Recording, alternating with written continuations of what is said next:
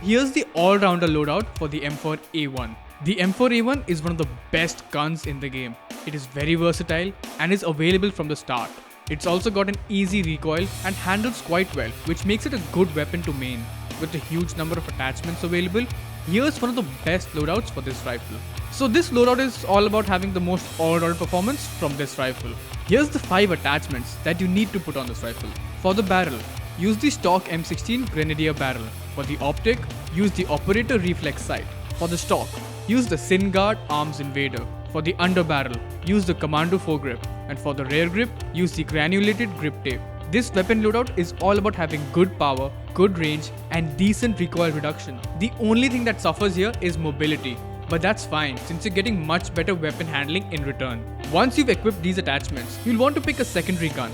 Here, I would suggest using the 1911 handgun, which will help you get out of some tight spots when you need to reload. Onwards, we go to perks. Here, you'll want to use the EOD perk for perk 1. This perk will increase your resistance to non-killstreak explosives, which means that you'll be able to stay alive for longer and take a bit of more damage on the battlefield. The next perk you'll want is Hardline in perk 2. This will reduce the cost of killstreaks by 1. This means that you'll be able to get killstreaks faster. The final perk you'll want is Battle Hardened in perk 3. This increases your resistance to flashbangs, stun grenades and EMPs, which could be the difference between surviving and dying. All of these perks together will allow you to be a bit more aggressive, since you'll take less explosive damage, be less affected by non-lethal equipment and also get faster kill streaks. Now for your lethal equipment, you can use a frag grenade. You can also use the Molotov cocktail or Semtex. Honestly, it just depends on how you utilize your utility. For non-lethal, you can either use the flashbang or the stun grenade. This will help you when you're pushing and when you need to gain a slight advantage going into combat situations. Now let's see what kill streaks you should be using with this build. The first one you'll want to set is Cruise Missile. Thanks to this perk, you'll get this at 4 kills. So you'll be able to deal a lot of damage, especially if enemies are close together. The next one you'll want to set is a VTOL Jet. You'll get this at 7 kills. And this is such a great kill streak to have since it will assist you and your team so much. The final kill streak is White Phosphorus, which you'll get at 9 kills. This is also an extremely powerful kill streak and damages enemies all over the map.